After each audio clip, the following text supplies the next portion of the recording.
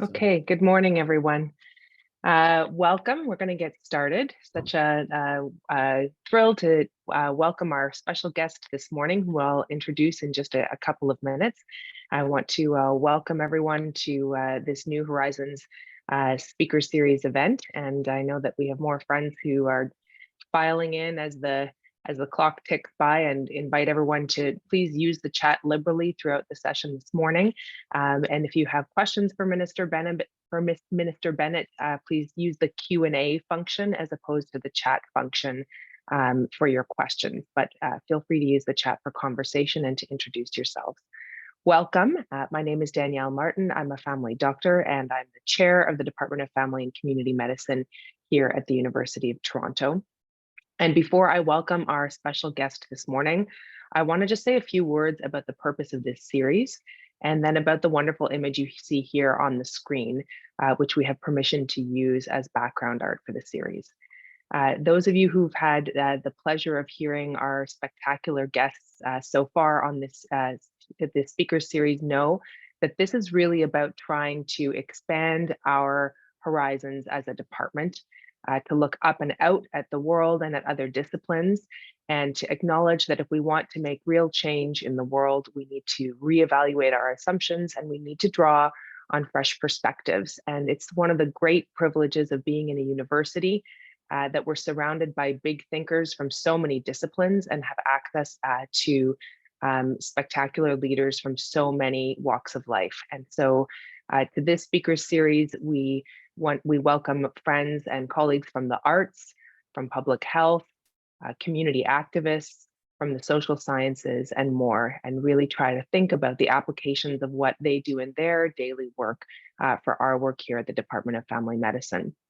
And it's my passionate hope that those fresh perspectives will not just challenge our thinking, but also renew us and help us to remember all of the reasons why we all came into academic family medicine, and what it is that we get out of bed for every morning as part of our work on our strategic plan, and the broader conversation about how we can best support the communities we serve and the communities we want to serve better.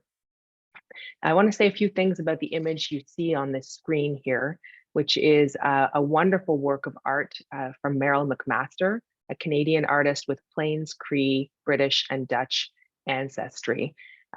This image, to me, is not just a way of acknowledging the land that we inhabit and work and play on here, those of us who are in the city of Toronto, on the traditional territories of the Haudenosaunee, the Huron-Wendat, and the Mississaugas of the Credit, but also to think about indigeneity and Indigenous art, not just in the past tense, but in the present tense. Those of you who might know Meryl's work, and we'll put the link to her website in the chat, she's just a spectacular artist, one of my favorites. And this work is entitled "Lead Me to Places I Could Never Find on My Own."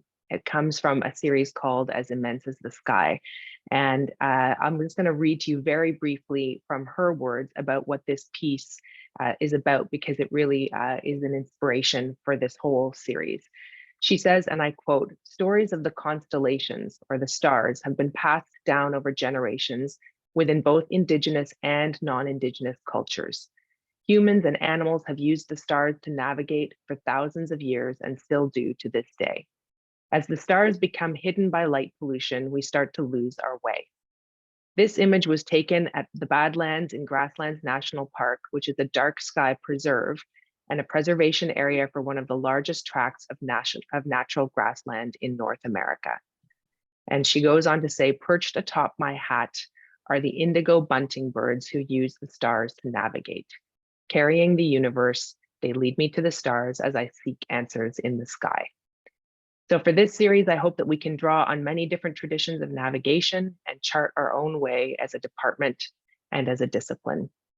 And now I'm delighted to welcome the Honourable Carolyn Bennett, Minister of Mental Health and Addictions and Associate Minister of Health.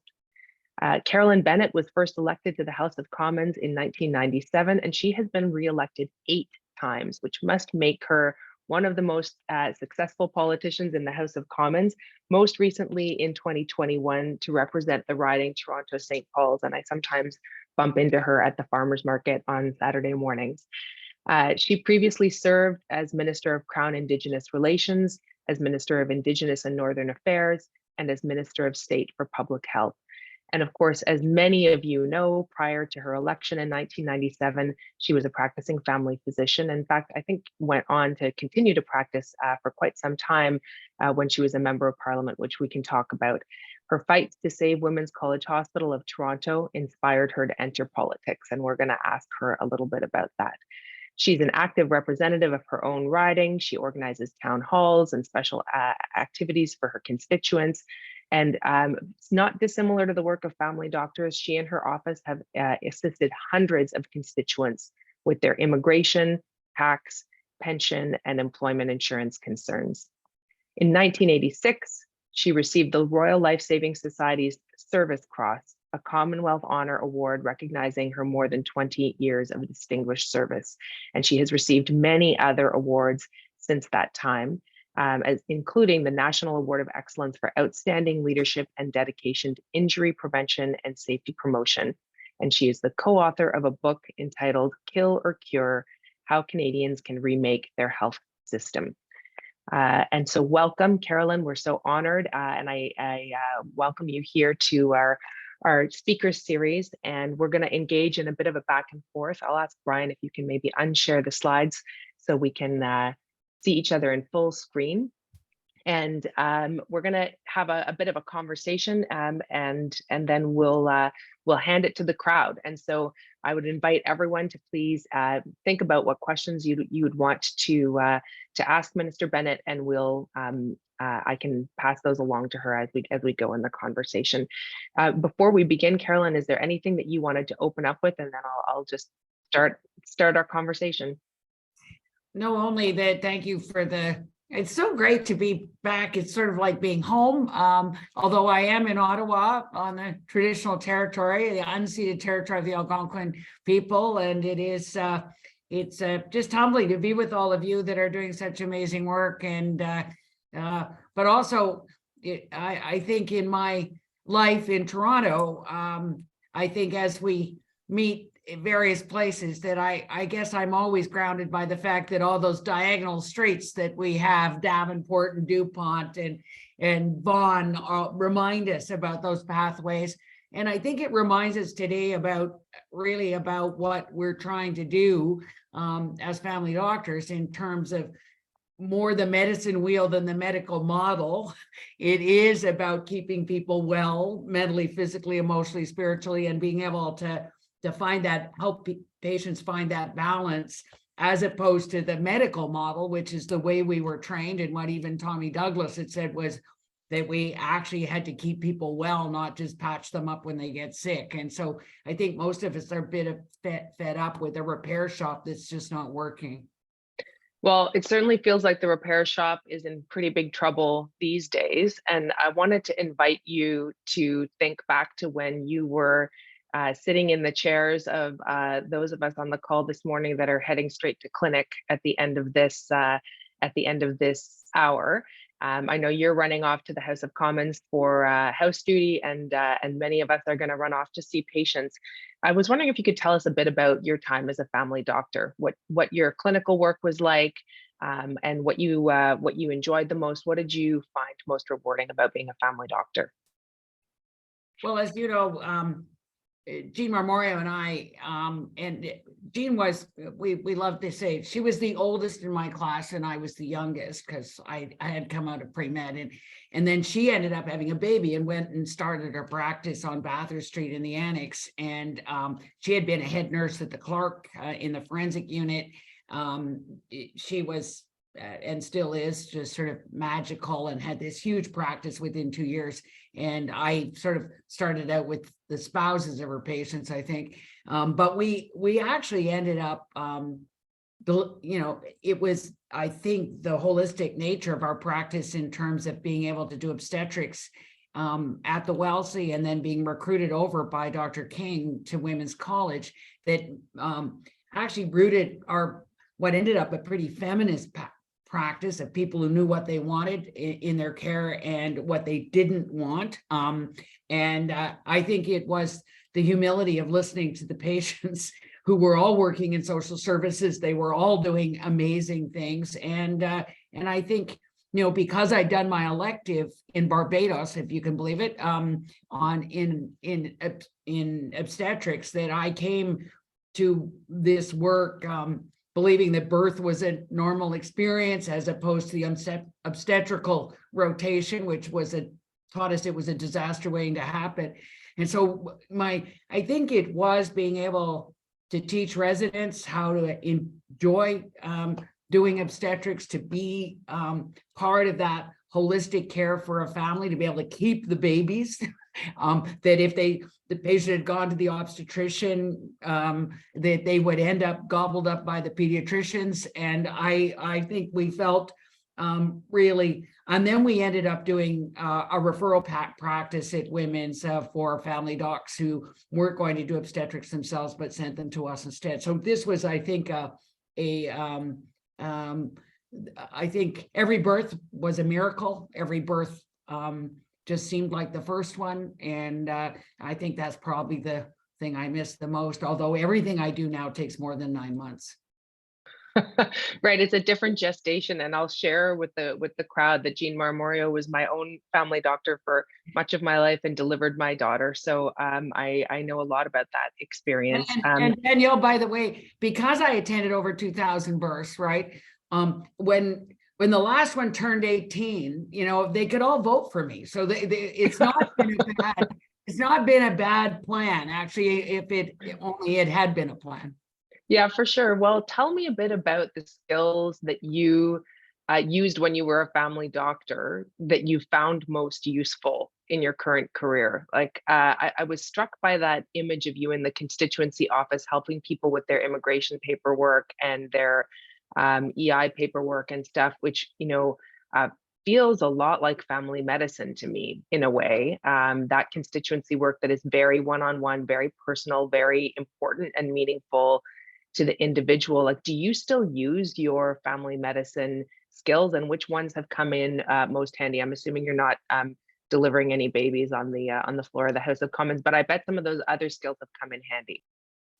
I think that everything we teach in family medicine, in terms of even commenting on the affect, you look happy, you look sad, you look like, I think some people come to this work not really having the skills to be able to understand how quickly you can establish rapport if it looks like you're paying attention.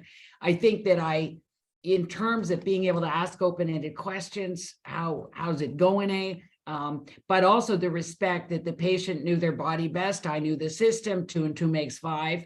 I think that that's still what I believe that citizens want, is for us to understand that we have to listen about what's working for them, what's not working for them. And it is, asking what's wrong, listening, together make a plan. And I think that it really is a navigator role that is through a system. And and I think that I felt so obsessed by that that when I developed sort of my approach to being a member of parliament or being the representative and the relationship with the citizen, it was very and that it couldn't just be at elections. So my model in Toronto St. Paul's was sort of a democracy between elections, where we actually were staying in touch with the citizens and being able to make sure people understood that I was their voice in Ottawa, not the other way around. Yeah, I think that there are so many analogies that one can draw there. So when did you know it was time to make the transition? Like, you were a practicing family doctor for quite a long time. What prompted you? Tell us the story of what prompted you to enter politics.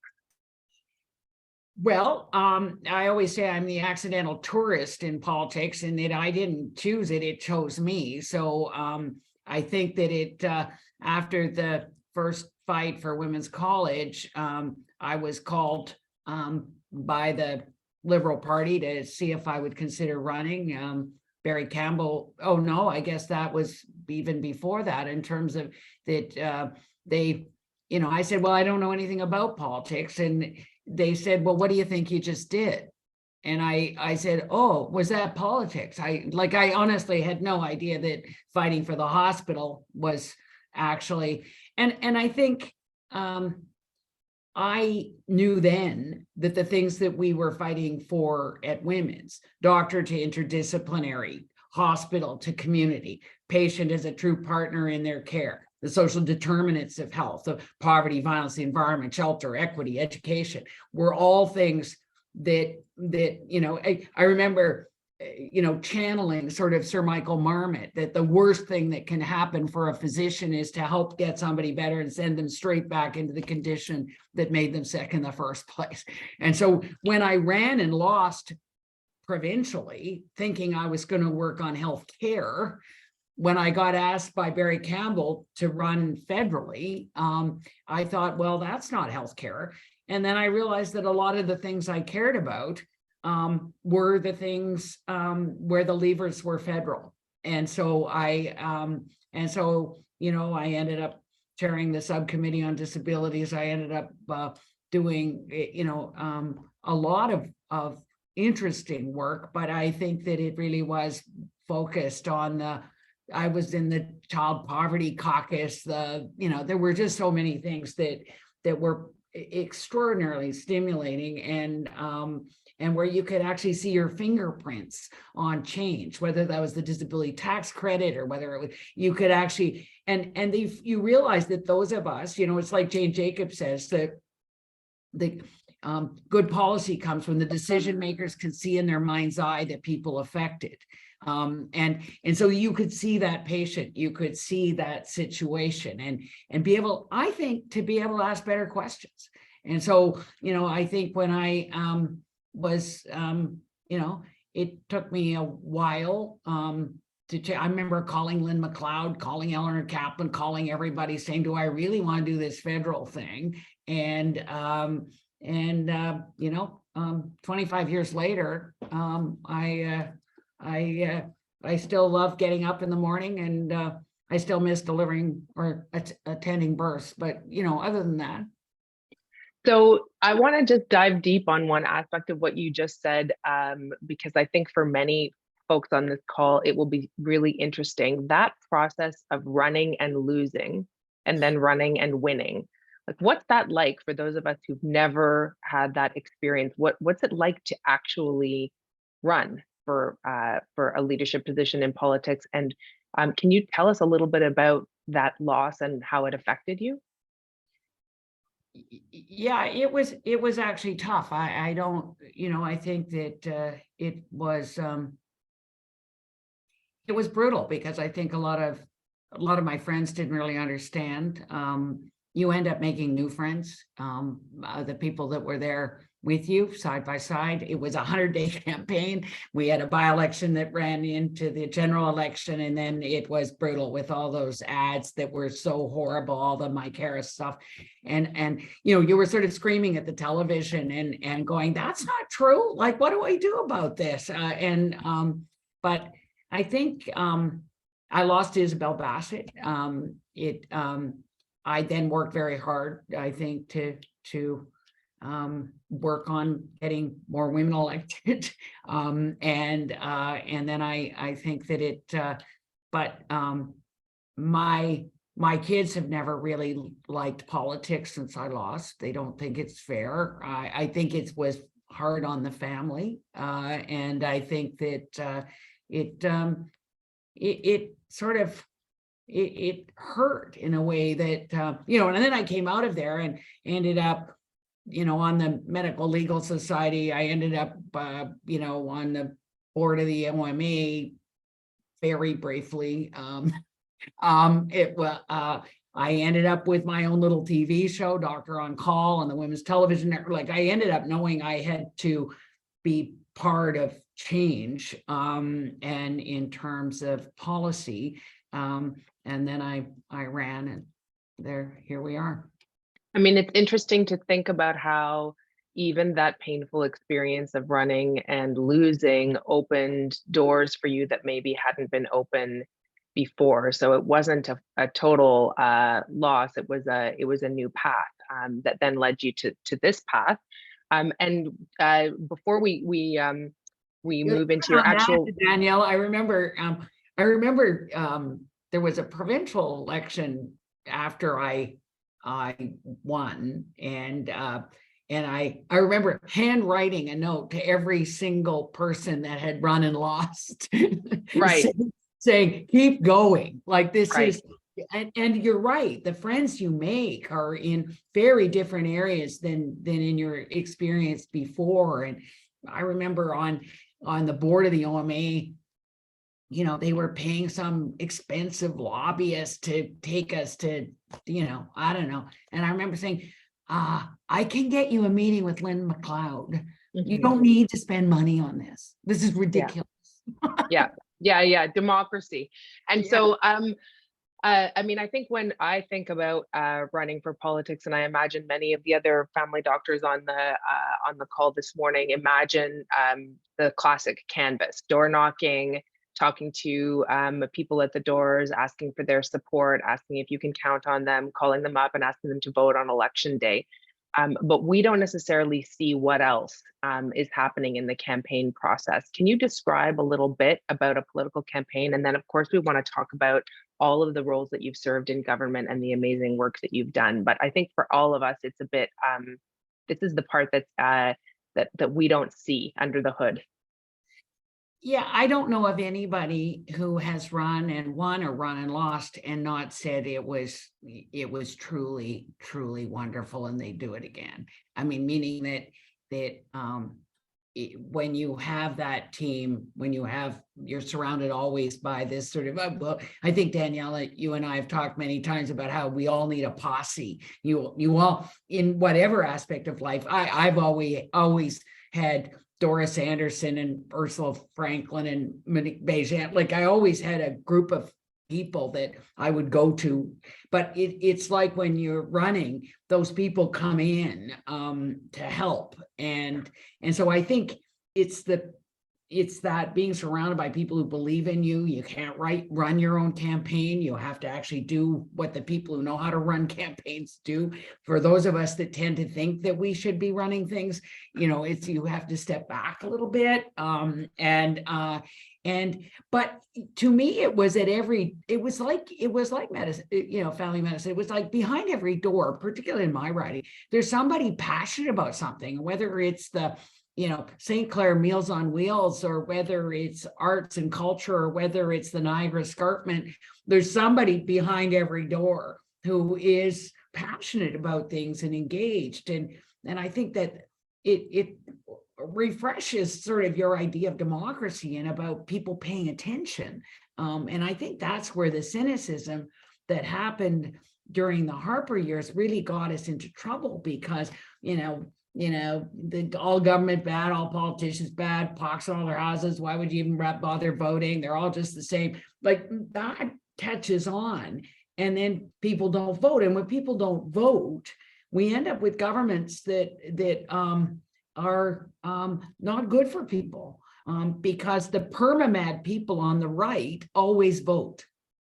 And so one of the things that's a little different now is that with the app, the minivan app, I don't have to go and knock on doors of conservatives anymore. I can if I want to, but my job is to go and collect the support and inspire the people who are more likely to vote for us to get out to vote. So that it's a different thing than thinking you're going to every door persuading them. You don't have to. And on election day, it's even better, because you only have to knock on doors of people who've already said they want to vote for you. So it's, yeah, I think that's the key. That's a little bit different than what people think.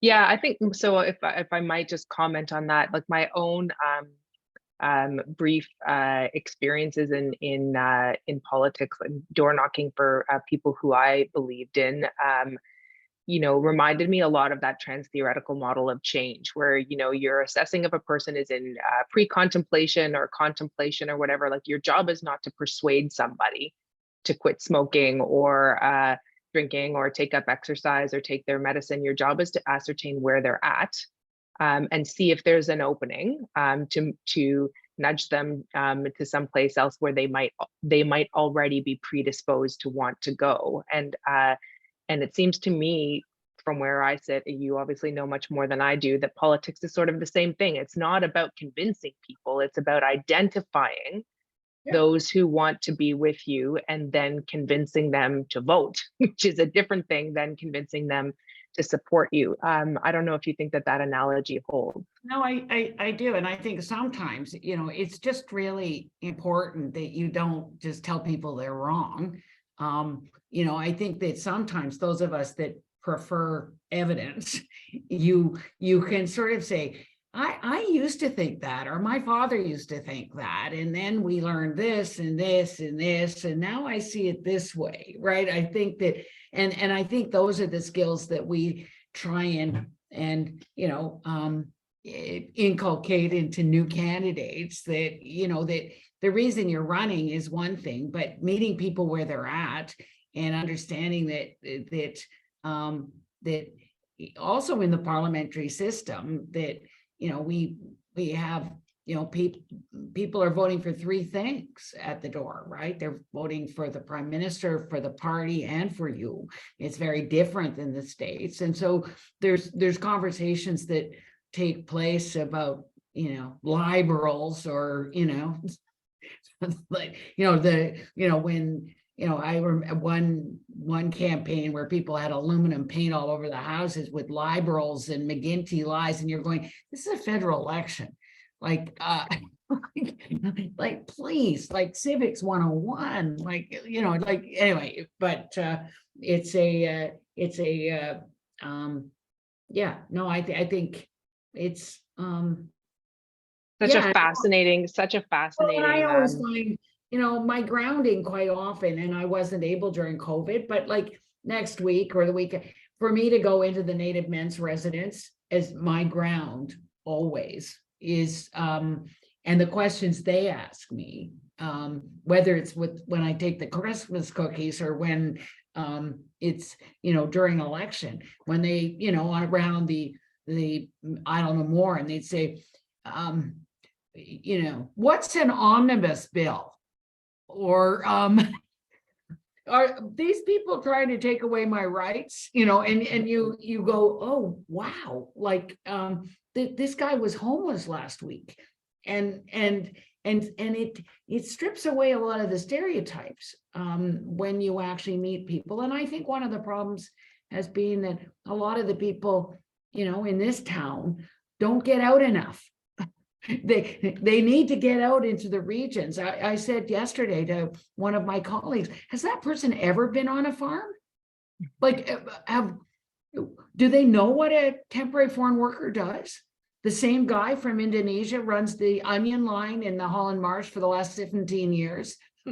and like, we actually know that you need to, and I think that's the thing about, a family doctor, that that if you're in rural Ontario and your patients are all farmers, you better understand about weather and the risks and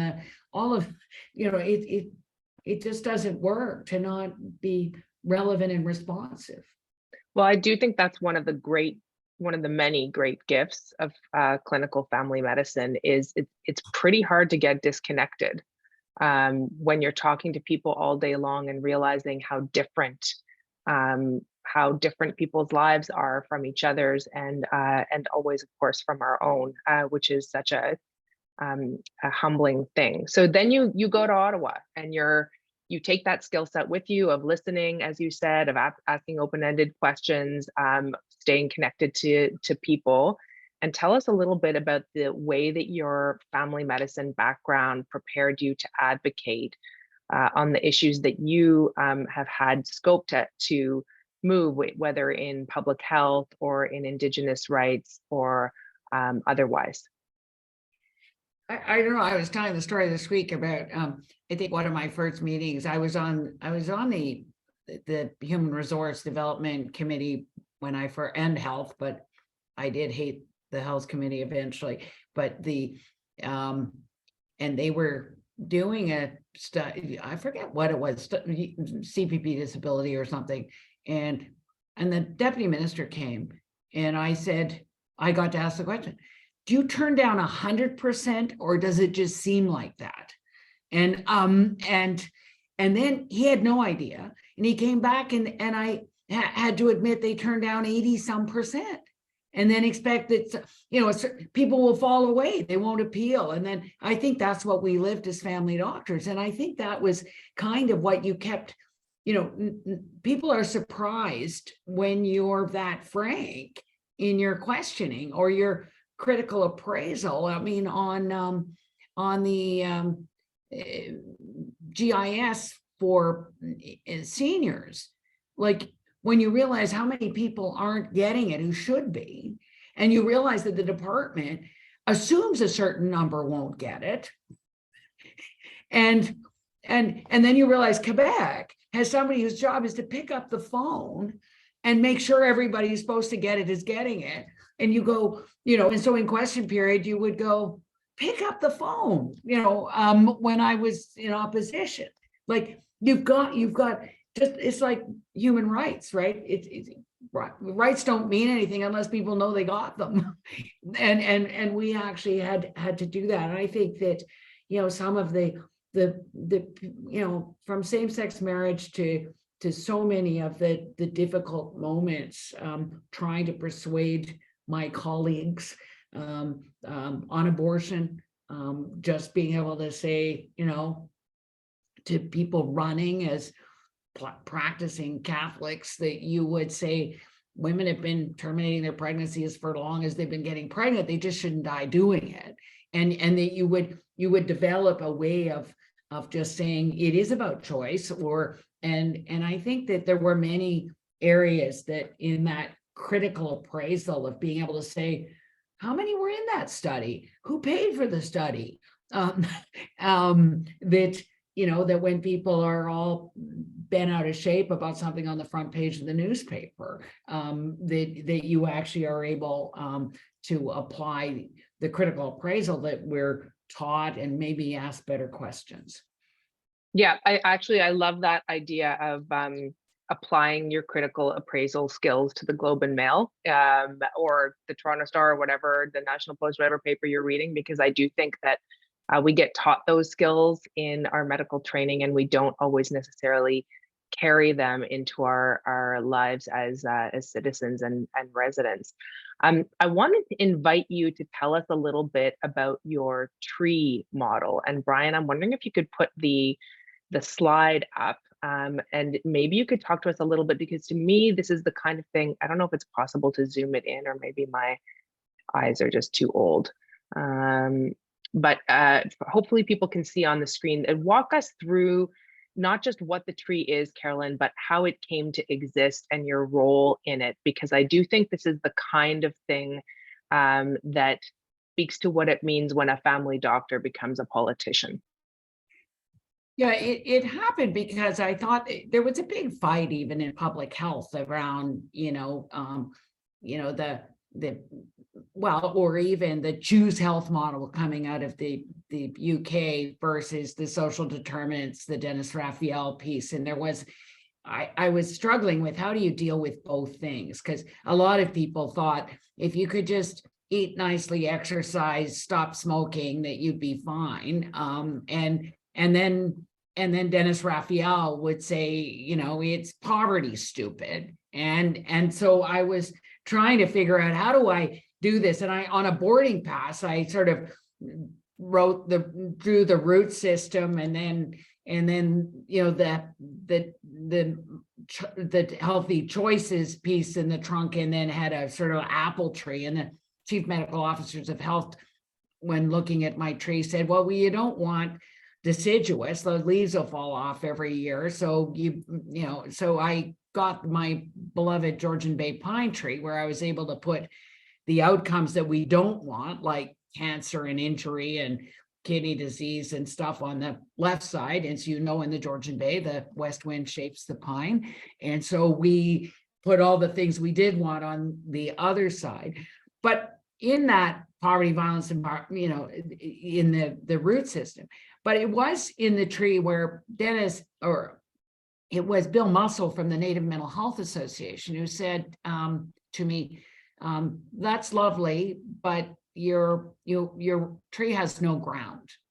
And so I ended up having to put in the ground, which has changed my life in a certain way, about the need for secure personal cultural identity, the need to be proud of who you are, to be a proud First Nations or Inuit, Métis, or even, I remember one of the guy from Mr. Greek Food saying that he was worried about the kids at U of T who were being, that their Greek heritage was being diminished in terms of the pride because of what was happening in their home country. So to be proud of who you are, and this is what we had to do when I had the responsibility in Indigenous affairs, where you have to build the language and culture into the school system. You have to get people out on the land. They have to actually have access to elders and knowledge people. Otherwise, that shame that was part of residential schools continues. And so you have to disrupt it, because that is your resilience. That is your self-esteem, your sense of control over your life. And it is this secure personal cultural identity. And I think up until me understanding that, that cultural stuff was viewed as sort of fluffy extras, as opposed to something that really did determine whether people smoked, drank, used drugs. And so what I maybe changed from Dennis Raphael's original thing of it's poverty stupid, I think I've now changed my thinking that it's poverty and pain, and that whether it's psychic pain or physical pain, that the poverty and pain is the way I see the way people use substances to numb out the pain. And as we saw with the TRC, that some people drinking for 20 years until they found that person that they could, a trusted person that they could share their trauma with. And so I think that has sort of changed my thinking about how important it is that we are nourishing these teachings of the First Peoples. And so they knew that, and they knew, being put in a little square box with a blackboard on the front wasn't when they were learning physics by getting their canoe going forward in the wind. They were learning biology by dressing a moose or cleaning a fish, and they were learning chemistry by taking the brain of a deer to tan the hide. So our settler views of these things, like the medicine wheel versus the medical model, or not thinking 7 generations out, or Indigenous pedagogy of learning by doing. I think that this really, as Minister of Public Health, shaped what I knew I would need to do when I ended up not only critic for Indigenous affairs, but then the minister. Yeah, I mean, I think that's really helpful and profound, and I think we all can see the links between the many things that you're talking about here.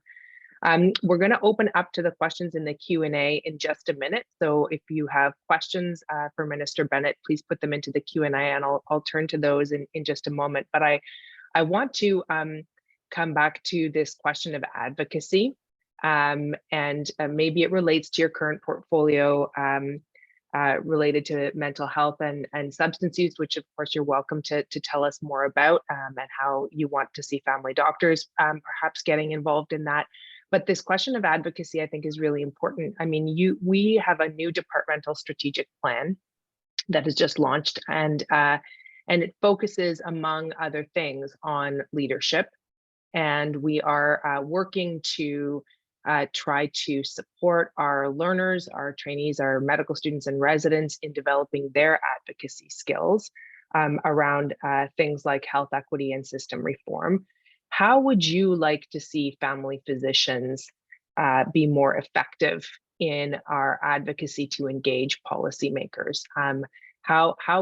What skills would you like to see us learning and teaching so that we can more effectively help people like you to make good decisions for health from our perspective as frontline healthcare workers. Maybe Danielle, you can just put up the third slide, because I think it does, it is about research and about stories. It is about, I think that the core Canadian value is fairness. I think the last one, the one with there we go. That's the one. That if you think about fairness, you know, and you know, I talked to a doctor yesterday where, you know, the whole nephrotic syndrome drug is ridiculously unavailable for most of her patients. Like, we have to figure out, how do we advocate for that? But, you know, sometimes you have to show not only that it works, but actually it saves money. and I think that's what we're saying about safe consumption, about safe supply, that we've got, you know, in what we're doing in BC, both the public safety indicators plus the public health indicators, that we'll have less ambulance rides, less, you know, trips to emerge, less hospitalizations, that we less petty crime. And so we need the research that you're doing. I think we also need the research that is not only investigator led, but is led by the people with lived and living experience. I think the allyship with the people who, and I think that's what happened at Women's on even the question of, will my sister, my daughter get breast cancer, you know, led to the gene, right? I mean, I think that this was very much led by the community. And I think, so when we think of good research, but then it just sits there for 20 years on the shelf, that it's not okay. And so as we are now building programs where we're, as Sam Weiss from CIHR says, building the plane in the air, that you actually have to do that really complex adaptive system of measure, adapt, measure, adapt, measure, adapt, while we're doing stuff. So if you think of what it takes to get from the research to the policy, which is this knowledge transfer, we've got to close that down in terms of time. But it seems that if you've involved the people implementing the policy in the research, that time frame really shrinks in terms of, you are now answering the questions that they asked, and what about this, what about that? In order to get from the policy to the practice, we need the political will. I think my friend Mary Lou McPhedran once said, but lawsuits work well there too. And then we need to be back in practice to the applied research that shows whether, you know, it's working or not, so we can fund what works and stop funding what doesn't work. But then it leads to better research questions that then can turn this in a very a virtuous cycle. I think that what we, in, you know, previous slides around this, it is about, if you can embed that in citizens, you know, if you think, you know, why isn't there iodine in my salt? Like, you know, how do you that circle can move much more quickly. And so I just think that we have to,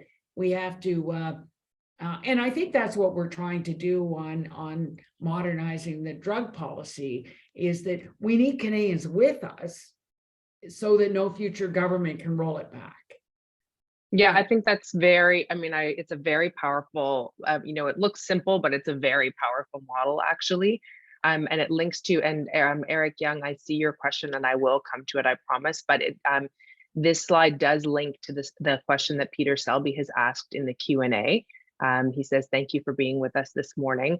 And he wants to know what we can do as a discipline to advance research by family doctors in Canada to address the pressing problems facing our populations. And I'm assuming that part of what you're saying here, Carolyn, is that, I mean, we all heard you say we have to involve the people affected in our research. And Peter also is mentioning in the chat that we have a real data problem in family medicine. We are really struggling to get a unified approach to data in primary care across even just our region, let alone our province and our country. It's a really fragmented system. Of course, Kaya gets tons of data from hospitals, none from primary care. We have a situation in which the companies that own the electronic medical records are either refusing to give up the data for quality improvement and research work, or charging for it and only allowing us to access it every 6 months. It's very hard to do good research in primary care when we can't access the data. And I'm wondering what you think effective advocacy could be on that issue, just building on Peter's excellent question and comment about utopian.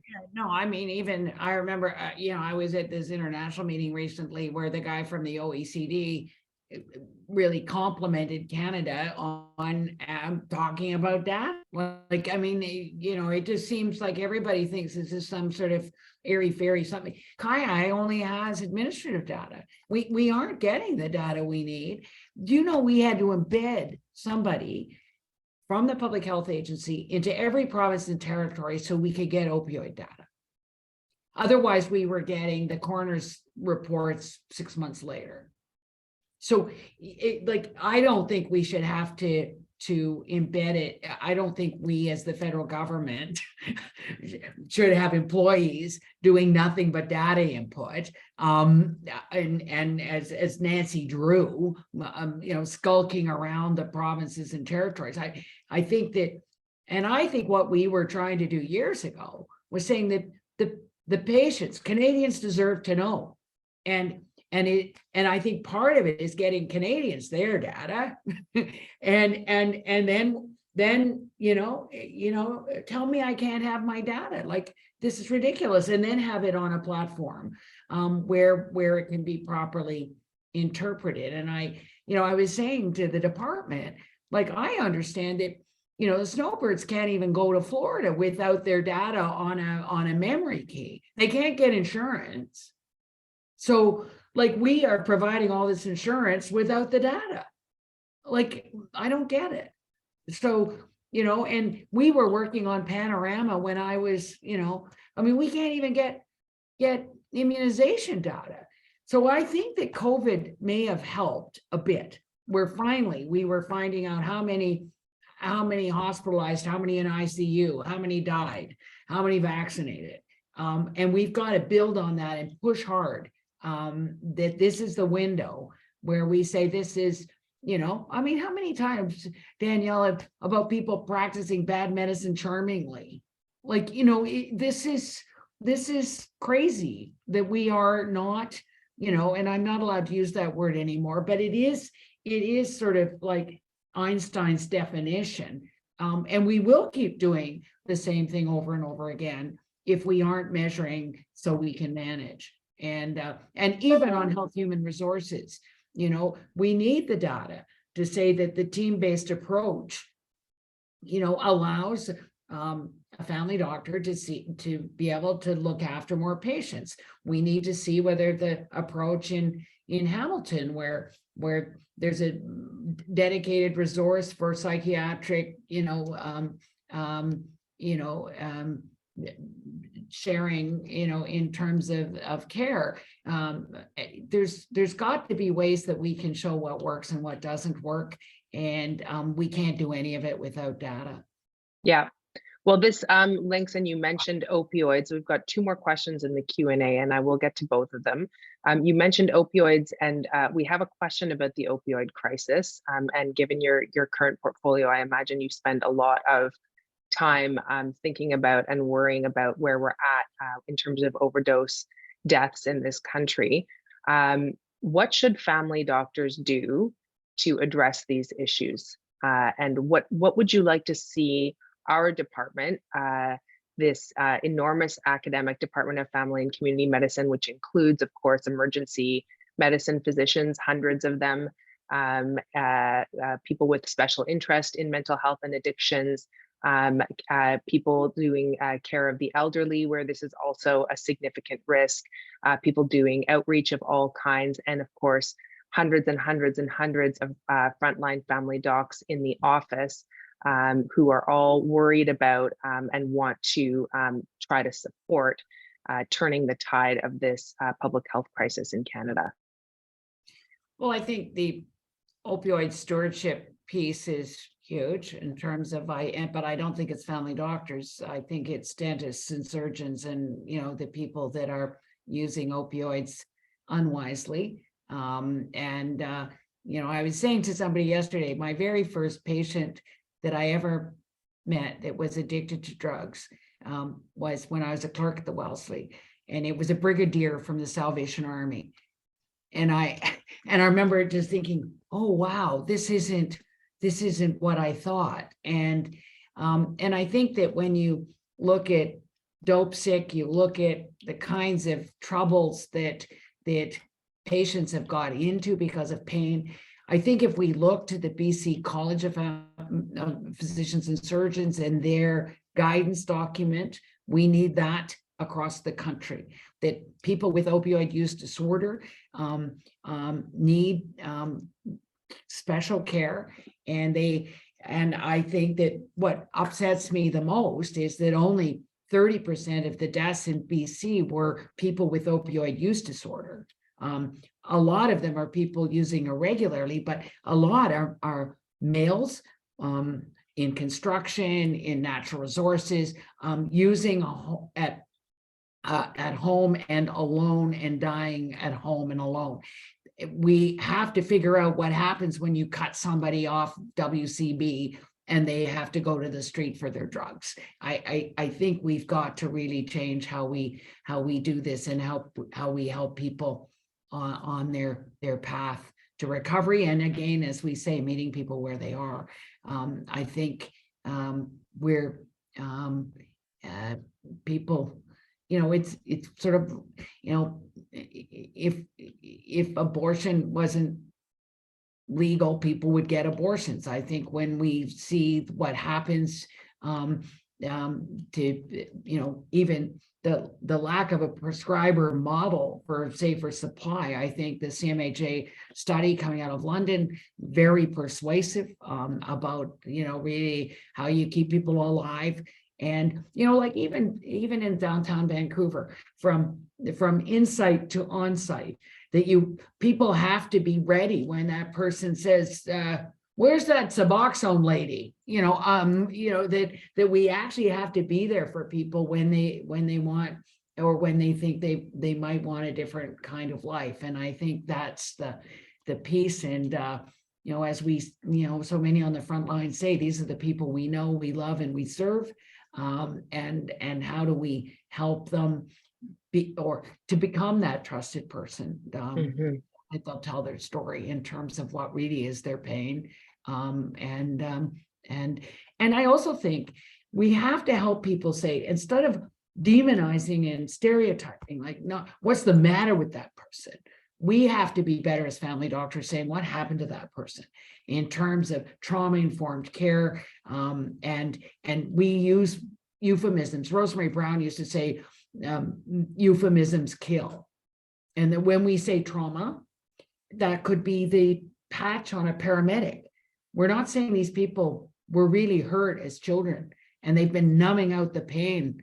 I think we have to be part of understanding what trauma-informed, culturally safe and humble care looks like. And because people are dying because of the stereotype and because of the stigma. And so I think that for us to just say we're going to decrease the stigma, which, you know, let's talk, all of these things, but we've got to replace it with real information. I don't think you can just take down the stigma by us talking about how we've all been struggling through COVID, but I think we've got to replace it with the real information around trauma and around people's lives. And shitty. Yeah. And I think we all see it in varying ways from the places where we sit.